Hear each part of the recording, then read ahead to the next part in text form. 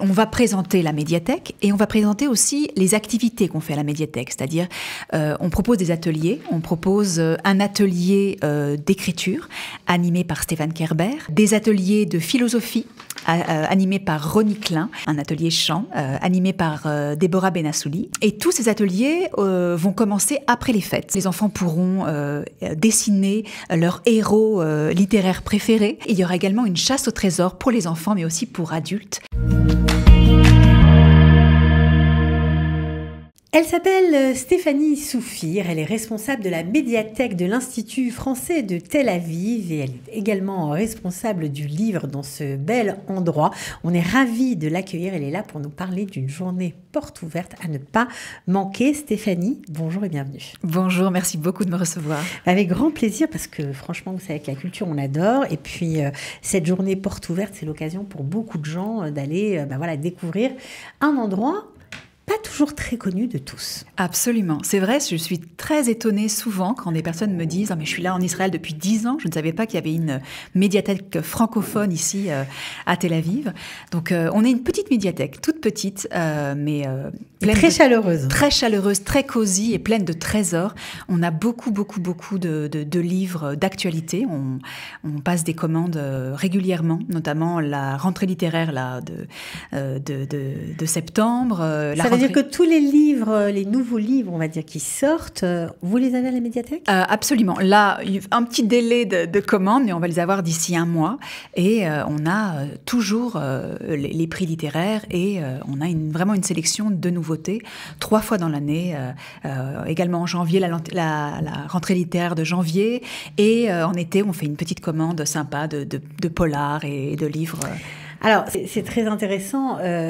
C'est des livres uniquement pour les adultes, des livres pour les jeunes, il y en a vraiment pour tous les goûts. Il y en a pour tous les goûts. On a également plein de livres pour les enfants, on a des bandes dessinées adultes, des bandes dessinées enfants. On a également pour les apprenants de français, les Israéliens qui apprennent le français. On a plein de petits livres, plein de petits fascicules pour leur permettre de lire en français par niveau. Alors, ce qu'on voudrait savoir surtout, c'est comment ça fonctionne. Est-ce qu'il faut être abonné ? Est-ce qu'on peut venir une fois comme ça de temps en temps sans abonnement en payant une somme forfaitaire ou c'est pas possible? Comment ça marche? On peut venir quand on veut gratuitement et lire et même travailler à la médiathèque sur place sans aucun problème. Par contre, si on veut emprunter des livres, il faut payer un abonnement. L'abonnement coûte 250 shekels l'année pour les adultes et 100 shekels pour les enfants. 100 shekels, c'est le tarif réduit. C'est également le tarif réduit pour les personnes qui enseignent le français et également pour les nouveaux Olim Chadashim. Quand ils sont à la première année de leur Aliyah, ils ont droit également à un tarif réduit. À savoir que les apprenants de l'Institut français, pour eux, c'est gratuit, la médiathèque. D'accord, donc ceux qui apprennent le français chez vous, ils ne payent pas. Bon, alors en tout cas, on a parlé seulement des livres, mais il y a beaucoup d'autres choses. Absolument. Alors, pour les personnes comme moi qui ont encore des lecteurs DVD et CD, on a plein de films, et notamment des films israéliens sous-titrés en hébreu. On a des livres audio, mais on a aussi et surtout une plateforme qui s'appelle Culture Tech, qui est une plateforme numérique qui est créée par l'Institut français à Paris pour tout le réseau du monde et qui permet aux personnes qui sont inscrites à la médiathèque de pouvoir de chez eux lire des livres sur la plateforme, mais également lire plein de journaux et plein de magazines, que ce soit Elle, Paris Match, Libération, Figaro, enfin on a plein de choses. Écouter des livres audio.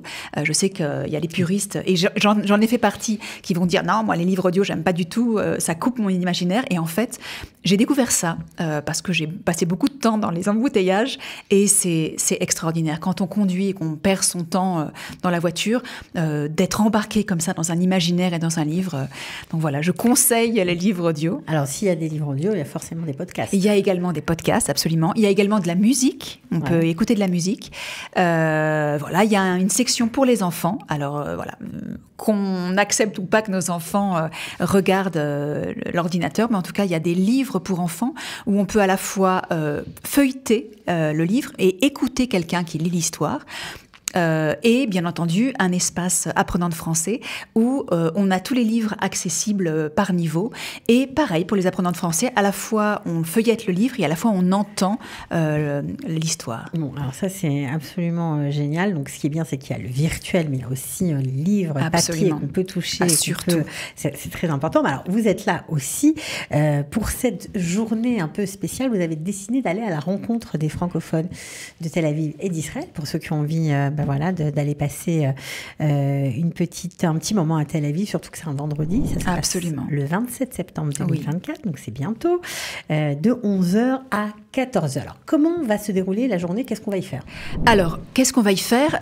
On va présenter la médiathèque et on va présenter aussi les activités qu'on fait à la médiathèque. C'est-à-dire, on propose des ateliers. On propose un atelier d'écriture animé par Stéphane Kerber, des ateliers de philosophie animés par Ronnie Klein. Il y en aura un en français et un en hébreu. Une chorale, un atelier chant animé par Déborah Benassouli.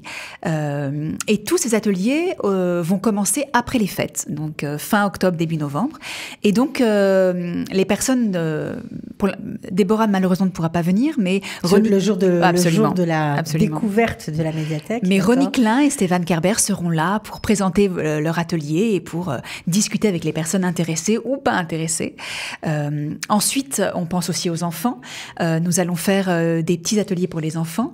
À un moment donné, les enfants pourront dessiner leurs héros littéraires préférés ou colorier pour les plus petits. Et il y aura également une chasse au trésor pour les enfants, mais aussi pour adultes. 2 chasses au trésor littéraires où on pourra gagner un abonnement pour enfants et un abonnement pour adultes. Chasse au trésor à l'intérieur de la médiathèque. À l'intérieur de la médiathèque. Ça va être sportif. Non, ça va être très sympa. Ce sera vraiment quelque chose de petit et de sympa. Ce sera Ce sera à la découverte de la médiathèque. Ça, franchement, c'est plutôt agréable parce que c'est vrai que c'est un endroit formidable, vraiment. Parfois, on a envie de lire. On n'a plus, on ne s'est pas fait ramener de livres de l'étranger. On ne les a pas achetés ici. C'était compliqué. Donc là, c'est du prêt. Donc ça fonctionne comme une bibliothèque. Absolument. Donc c'est vraiment génial. On peut emprunter plusieurs livres à la fois. On peut emprunter 6 livres à la fois pour une durée de 3 semaines renouvelable une fois. Donc en gros, sur 1 mois.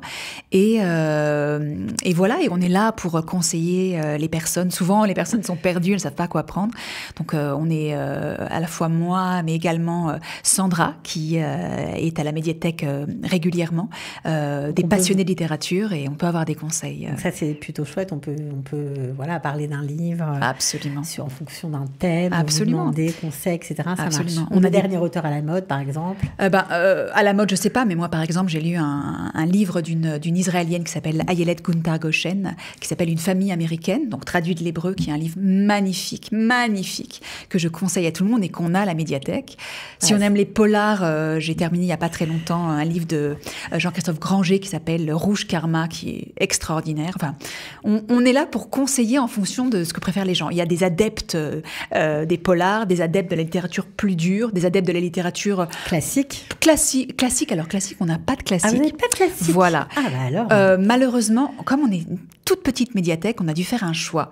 Et on s'est dit que la littérature contemporaine était plus compliquée et plus chère à trouver. Donc on n'a pas de classique. On a des modernes. On a un peu de Camus, un peu de Simone de Beauvoir, un peu de Sartre.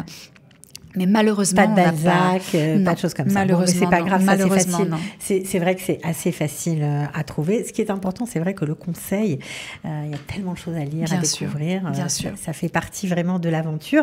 Alors, ce qui est génial aussi, c'est que vous avez un petit rayon où on trouve des livres qui viennent de la littérature française et qui sont traduits en hébreu, et le contraire. Absolument. Moi, la première, quand je suis arrivée en Israël, et pendant très longtemps, je parlais pas du tout hébreu, et j'étais incapable de lire un livre en hébreu. Voilà, c'est toujours un petit peu le cas. Et ça m'a permis de découvrir ce que c'était la littérature israélienne. Je connaissais Amos Oz, je connaissais Aaron Appelfeld, mais je connaissais quasiment rien d'autre. Et j'ai découvert, je me suis plongée dedans, et j'ai découvert des trésors, et j'ai découvert notamment cette fameuse Ayelet Guntar Goshen, j'ai découvert plein d'auteurs comme ça que je ne connaissais pas, et j'ai j'avais à l'époque et toujours un lecteur de DVD et j'ai aussi découvert les séries israéliennes, les films israéliens parce qu'ils étaient sous-titrés en français et ça m'a vraiment donné une ouverture sur Israël et une intégration assez incroyable. Voilà, donc ça c'est aussi quelque chose d'important parce que c'est vrai que parfois on a envie de se replonger dans sa langue, etc. Mais c'est vrai que de découvrir la culture du pays, c'est aussi très important et c'est un grand facteur d'intégration.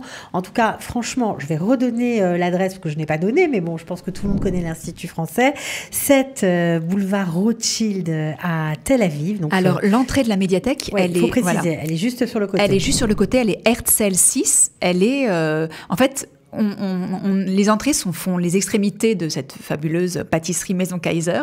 Donc d'un côté, sur boulevard Rothschild, il y a l'entrée de l'Institut français, et de l'autre côté de Kaiser, sur Herzl, c'est l'entrée de la médiathèque. Voilà, donc vous ne pouvez pas vous tromper. On voulait vraiment vous remercier d'être venu. Merci vraiment. Infiniment d'avoir reçu. Voilà, bravo pour le travail. Puis j'espère que ça va faire des heureux, tout simplement. C'est un peu le but du jeu. Merci infiniment. Merci beaucoup.